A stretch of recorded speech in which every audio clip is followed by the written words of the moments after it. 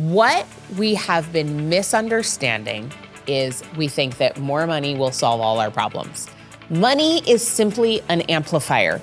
It just reveals and expands who and what you already are. Money is like fertilizer. Trauma is essentially when something happens to us and we do not have the capacity to fully process that experience. There's somebody either in the media or in our lives who we identify with in a certain way, and we witness them going through something traumatic. Our nervous system actually imprints that as though it happened to us. We are all waves in the same ocean. We are not all separate bodies of water. We are all connected. Our singularity is actually reflected in our biology. We will never know the stories of our ancestors that live in our bodies.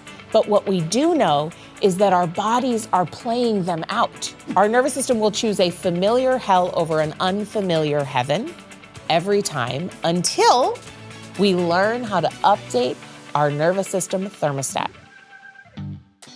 Welcome to Plenty. I'm your host, Kate Northrup, and together we are going on a journey to help you have an incredible relationship with money, time, and energy, and to have abundance on every possible level.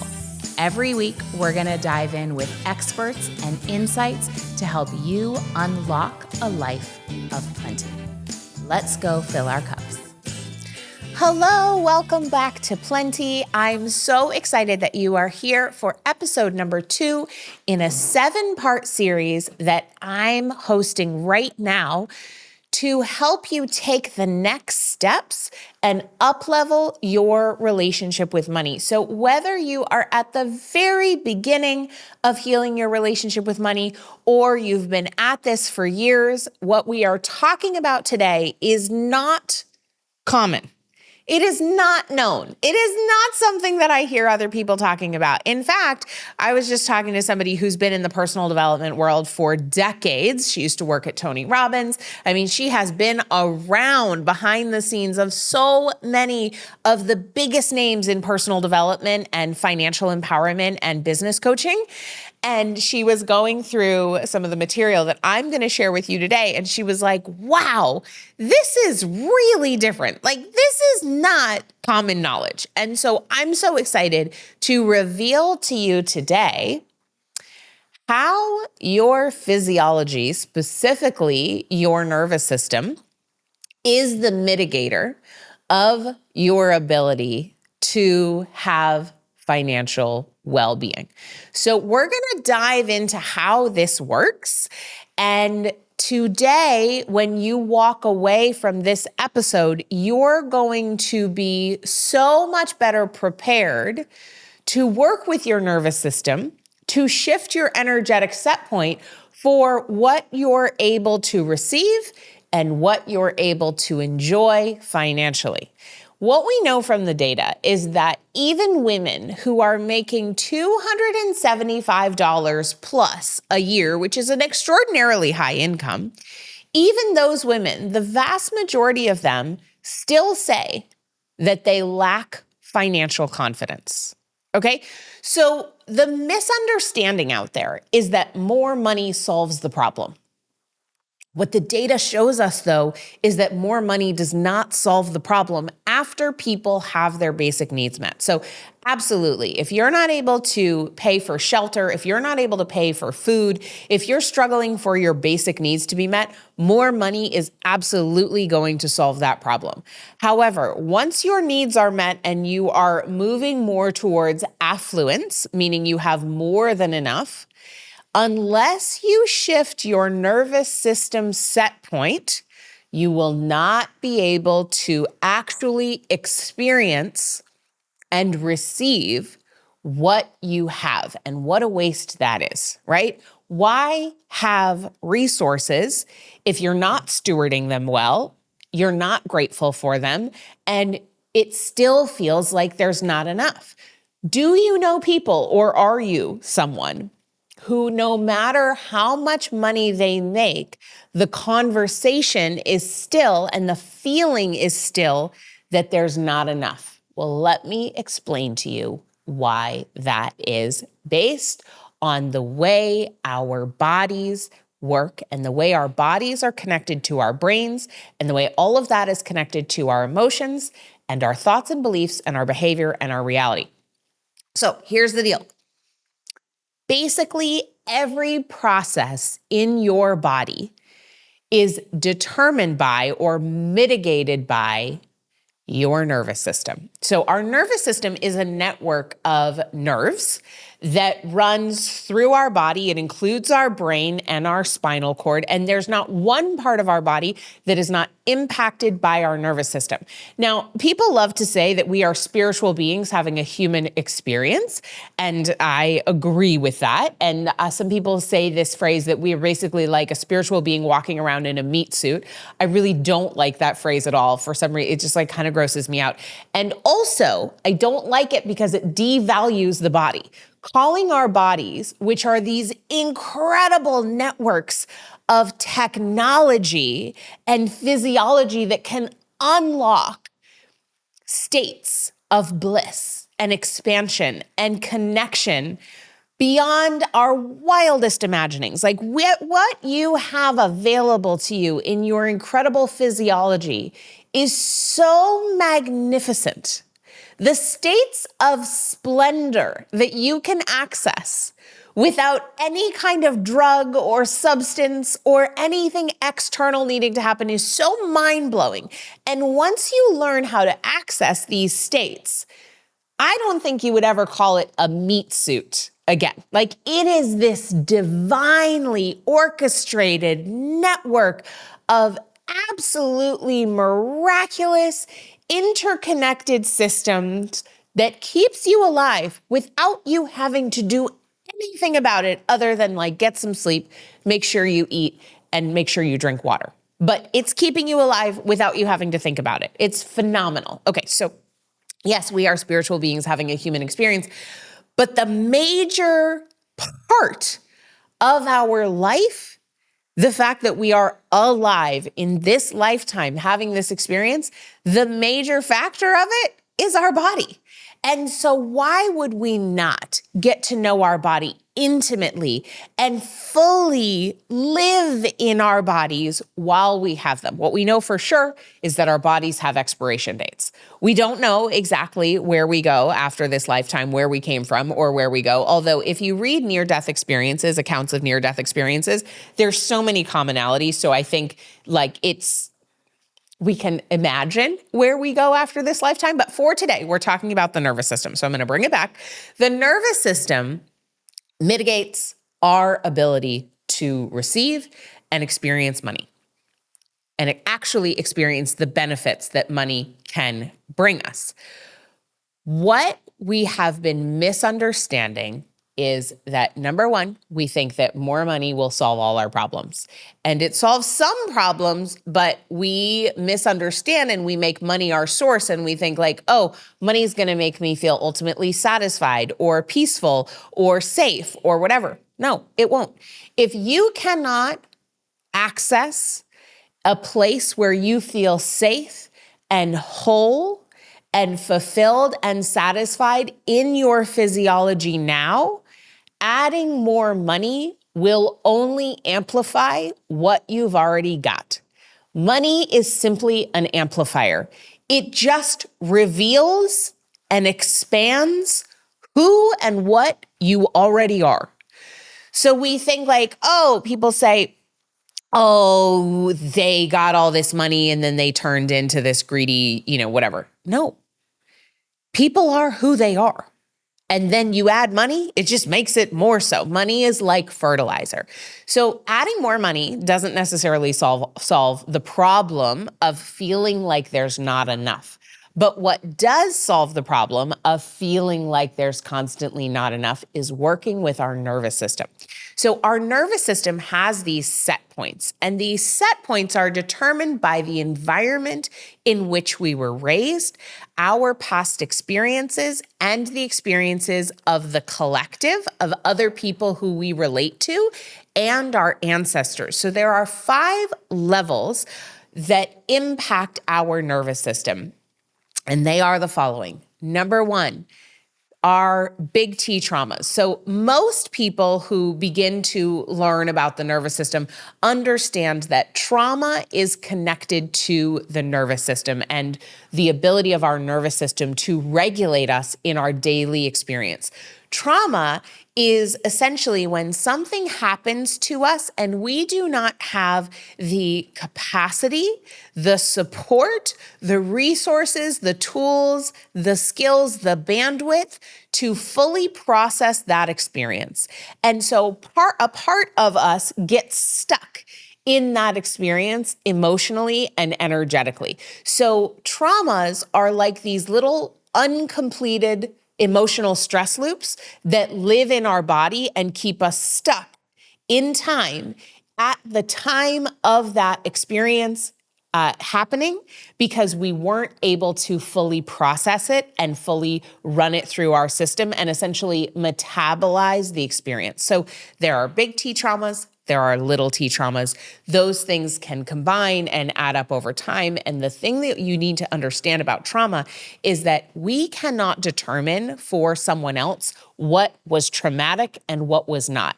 A lot of what impacts our nervous system is what we have the capacity, the resources, and the support to metabolize. And so the same exact experience could happen to 2 different people, and it will impact their nervous system in a different way. It will get stored in their body memory in a different way based on so many different factors of that person. And so we don't want to be looking out at the world and judging what should or shouldn't be traumatic to another human being. That has nothing to do with us. It's none of our business, and we cannot see inside their bodies or feel inside their bodies to know what that experience is like. Okay, so there's big T traumas, there's little T traumas.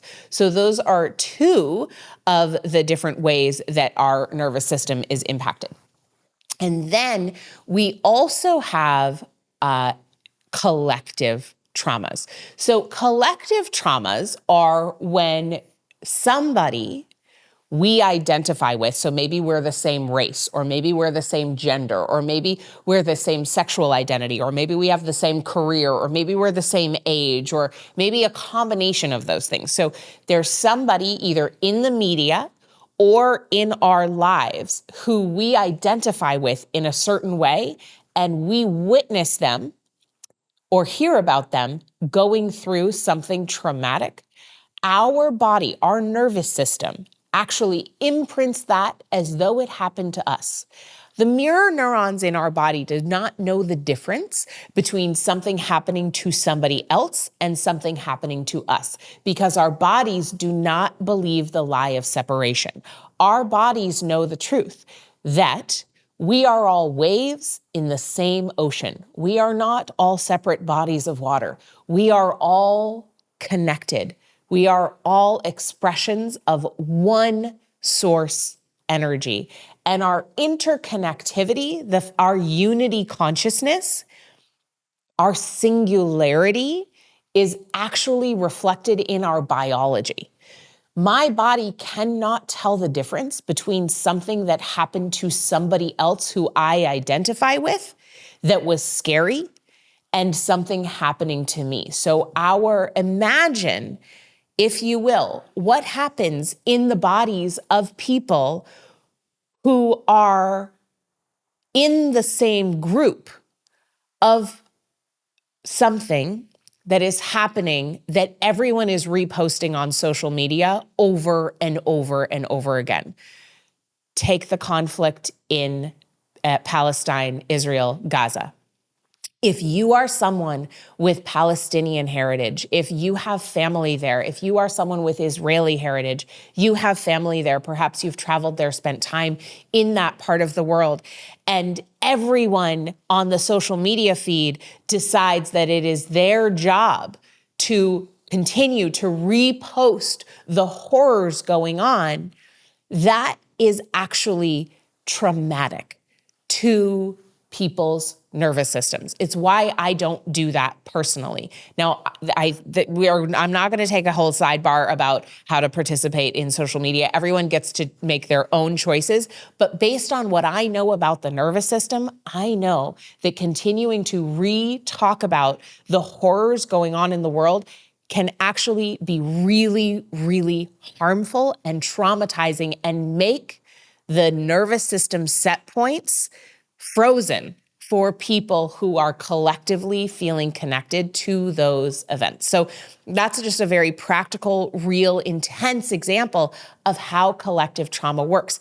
Now, what ends up happening is when we see out there other people who we relate to who are having the experience that our body also feels is scary and our body doesn't know the difference between whether it happened to them or whether it happened to us, then it actually puts us in a contracted, dysregulated state, and we are less able to engage in the world in a paradigm of safety and well-being. So we may not even be in the same part of the world, but now we are going into shutdown and contraction.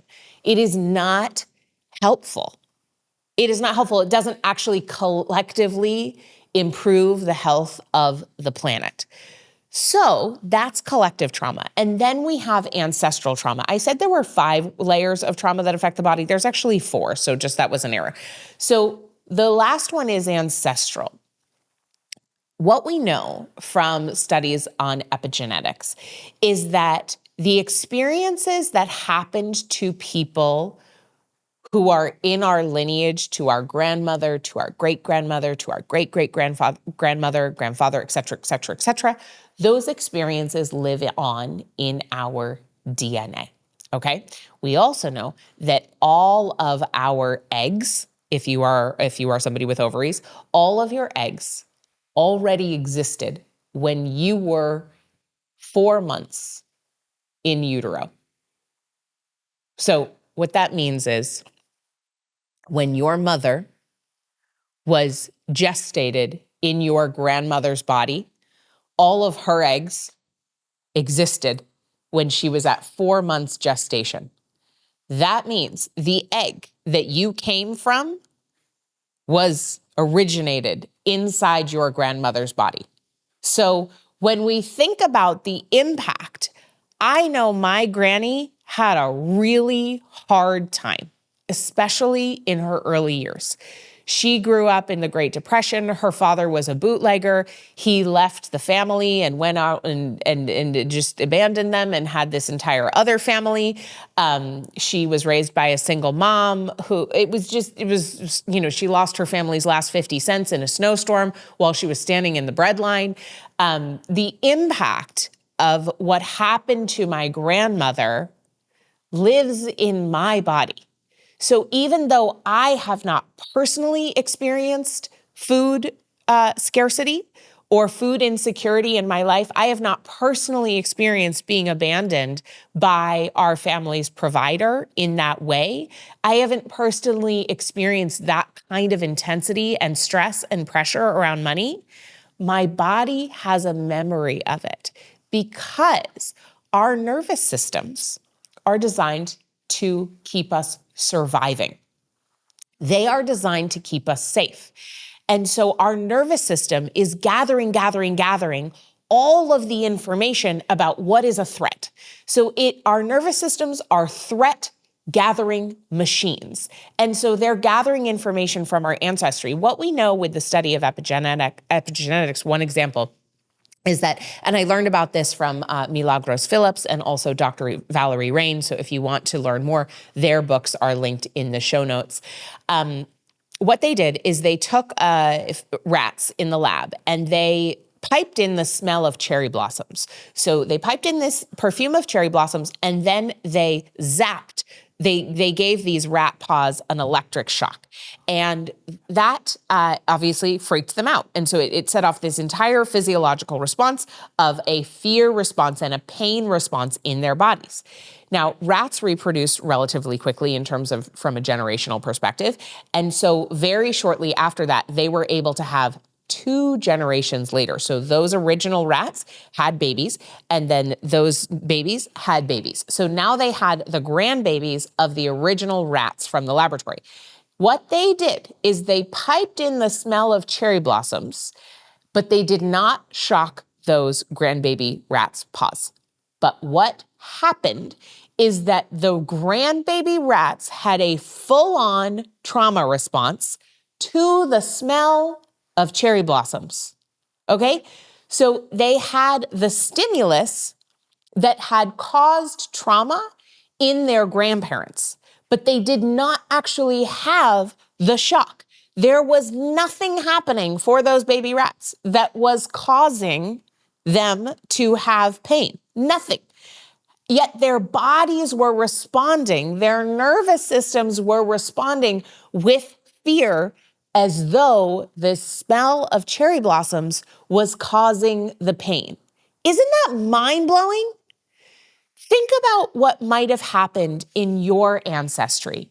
And listen, this is heavy stuff. I spoke about my grandmother. You may have had people who were enslaved in your history. You may have people who have gone through famine. And here's what we know. We will never know the stories of our ancestors that live in our bodies. But what we do know is that our bodies are playing them out. We are acting unconsciously based on generational trauma. And we will never even know the story. And yet we're living out these fear patterns and these constriction patterns in our lived lifetime, in our current reality, that were handed down to us because our DNA is wired to keep us safe. Our DNA, our nervous systems, are not wired for expansion. They are not. Their default setting is not to expand because according to our nervous system, that which is unfamiliar registers as unsafe. Our nervous system will choose a familiar hell over an unfamiliar heaven every time until we learn how to update our nervous system thermostat. Now, the good news is I don't need to know every single traumatic story from my grandmother and my great-grandmother and my great-great-grandmothers. I don't need to know. My maternal grandmother, I talked about her. My paternal grandmother, she struggled with alcoholism from the time she was a teenager until the time she died. She went to like 18 or 25 rehabs. It never worked. So who knows? I don't know what happened to her that would cause that level of addiction that had her in a grip. I don't know all the stories that my dad grew up with a mother who was struggling so much with alcohol. I know some of them and they're super disturbing. But what I do know is that those stories live on in my body, and I get to complete the emotional stress loop on behalf of my ancestors, right? Like my granny and my Grammy, they didn't have therapy. They didn't know about the nervous system. They didn't have people talking about personal development and healing generational trauma, but I do. And so in this lifetime, in 2024, we get to heal 7 generations back and 7 generations forward. That is not just a nice, fun thing that feels good to say. It is literally available to us because of the way epigenetics work. We can literally, by closing those emotional stress loops now, by completing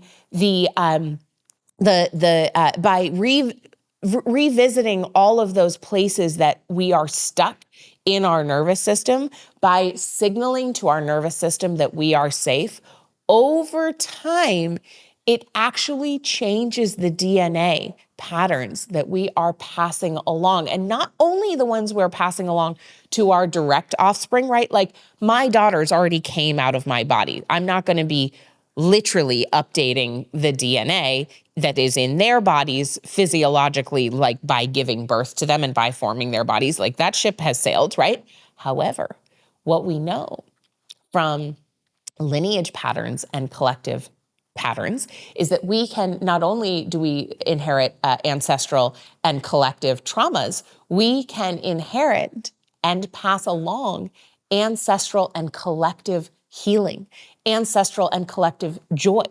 Because the great news is the physiology of inherited patterns in the nervous system works the same whether we are inheriting healing and joy and expansion or whether we are inheriting and absorbing from the collective traumas and constriction and contraction. Okay, so good news all around. And so the name of the game is to learn to signal safety. Now that's a whole other body of work. That's a whole other journey. And I think what we'll do is we'll end this episode here.